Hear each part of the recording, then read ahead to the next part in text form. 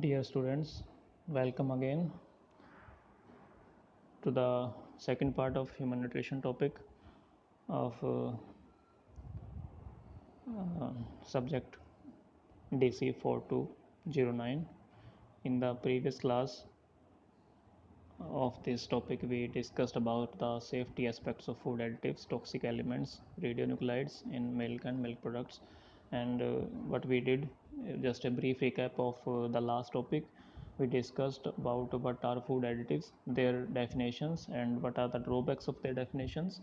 And then we discussed about some of the food additives in detail, and what were the food additives that we studied. We discussed about antioxidants, then we discussed about chelating agents, then we discussed about uh, coloring agents. To continue that uh, discussion next, the next food additives which we are going to discuss are curing agents. So curing agents are added to preserve meat, and they give them desirable color for desirable flavor, and they discourage the growth of microorganisms. And if the growth of microorganisms is discouraged, then the toxin formation by those organisms is also prevented. So these are the four basic purposes of curing meat and meat products. What are the purposes? To get the desirable color, to get the desirable flavor, to prevent microbial growth, and to prevent toxic formation. The most common example of curing agent is sodium nitrate, which is used for curing meat and fish products. Talking about the mechanism of action of nitrates, how these nitrates are acting on meats, or they are curing meats. The nitrites, when added to meat, they gets converted into nitric oxide. This nitric oxide then combines with myoglobin to form nitric oxide myoglobin or nitrosyl myoglobin.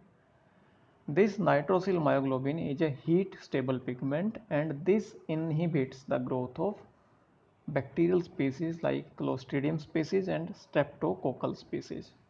And this is also have been noticed that this also lowers the temperature required to kill Clostridium botulinum, a foodborne pathogen. Clostridium botulinum is a foodborne pathogen, and it's the toxins produced by Clostridium botulinum are of most severe nature. They are neurotoxins, and there is a time temperature combination required for inactivation of Clostridium botulinum, and that is represented by D value, the detail of which we can discuss in some other classes. So this has also been observed that nitrates are also helpful in lowering the D value required to kill Clostridium botulinum. But there are certain health issues with nitrate also. Everything is not good with nitrate. What are the health issues? It has been discovered that cooking nitrite cured meat products results in formation of small amount of N-nitrosamines. What are N-nitrosamines? N-nitrosamines are potent carcinogens, cancer-causing compounds. They are very potent cancer-causing compounds. Many studies had found the had claimed the carcinogenic nature of nitrosamines. The nitrosamines, how they are formed? They are formed by secondary or tertiary amines by reacting with NO2. Here you can see in the reaction below that dimethylamine, secondary amine, when reacts with NO2, then this leads to formation of N-nitrosodimethylamine. So basically N-nitrosodimethylamine is a type of N-nitrosamine, which is a potent carcinogen. So that's why recently its use have been restricted, and they are trying to replace this with some other curing agents. Talking about the next food additive, that is flavor and flavor enhancers. So flavor and flavor enhancers both are two different things. Flavors is something which provides unique flavor, and flavor enhancer are having zero flavor of their own, but they can increase the flavor of already present flavor compounds in that food product to several times. They can synergistically enhance the flavoring properties of those compounds which are already present in the food. So flavor additives are the ingredients both naturally occurring and added which give the characteristic flavor to almost all the foods in our diet. Flavor enhancers are not flavors themselves, but they amplify the flavor of other substances through a synergistic effect. Flavor and flavor enhancer constitute the largest class of food additives. How much large? That there are till now about 2100 approved natural and synthetic flavors. Out of this 2100, 1600 are natural, 1600 are synthetic ones. Natural flavor substances such as spices, herbs, roots, essences, and essential oils have been used in the past as flavor additives. The flavors of such materials is not uniform. What are the problems with natural flavor substances?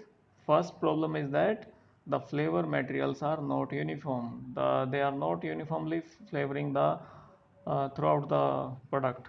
Means um, some portion may be having excess flavor and some portion may be deficient in flavor. The second problem is that they vary with the season and the production area. Means they are not uniformly available throughout the year. And the third, which is most severe problem, is that in addition it would take about a ton of many spices to produce 1 gram of flavor substance, and in some cases even less than 1 gram. So means if we just want to produce natural flavor, and that is even only 1 gram, we may need a ton of many spices to produce 1 gram of such flavor. Natural food flavors are thus being replaced by the synthetic flavor materials. Synthetic flavor materials, what are they? They are basically either esters or aldehydes or ketones or alcohols or ethers. They can mimic the natural flavor as it is. For example, if we want to produce the flavor of banana, then amyl acetate can mimic the flavor of banana. Methyl N-theanilate can uh, produce the flavor for grapes, and ethyl butyrate for pineapple, etc. Generally, most synthetic flavors are mixtures of a number of different substances. For example, one imitation cherry flavor contains 15 different esters, alcohols, and aldehydes. This is the issue. Means uh, this is not the case that only one aldehyde or one ketone can produce a flavor.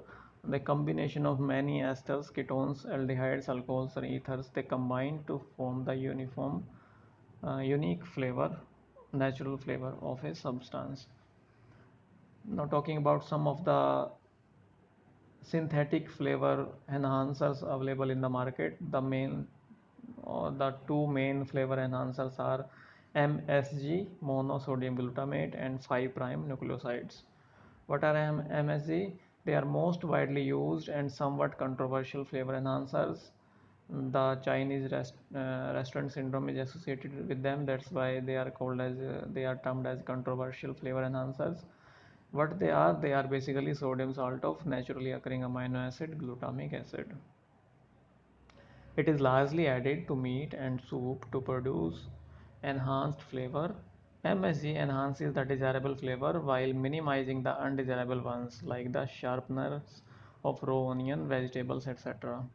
The 5' nucleosides are a group of substances obtained by the enzyme hydrolysis of ribonucleic acid having the same flavor enhancing properties as MSG but are more powerful.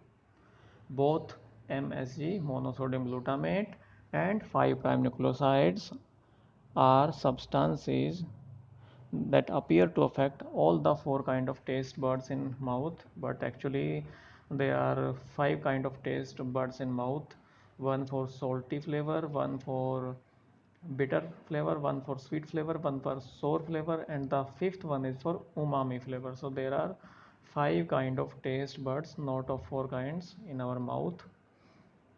Talking about the next food additive, that is preservative. A preservative is defined as any substance which is capable of inhibiting, retarding, or arresting the growth of microorganisms or any deterioration of food due to microorganisms, or of making the effect evidence of any such deterioration. That is called as a food preservative.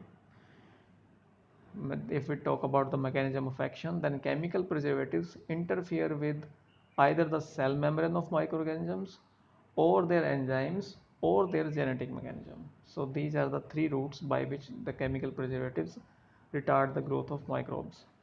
The compounds used as preservatives, they include natural preservatives such as sugar, salt, acid, etc., as well as synthetic preservatives. Chemical preservatives are generally added after the foods are processed. It indicates that the chemical preservatives are not heat stable. So when all the processing treatments have, the food have been subjected to all the processing treatments, after that they are added into the food product. Talking about the last food additive, that is artificial sweeteners. Some synthetic or naturally occurring compounds are used as artificial sweeteners, which are used as a substitute for sugars. Most commonly used artificial sweeteners are aspartame, saccharin, they are both synthetic in nature, steroids, and some natural occurring uh, artificial sweeteners are also available.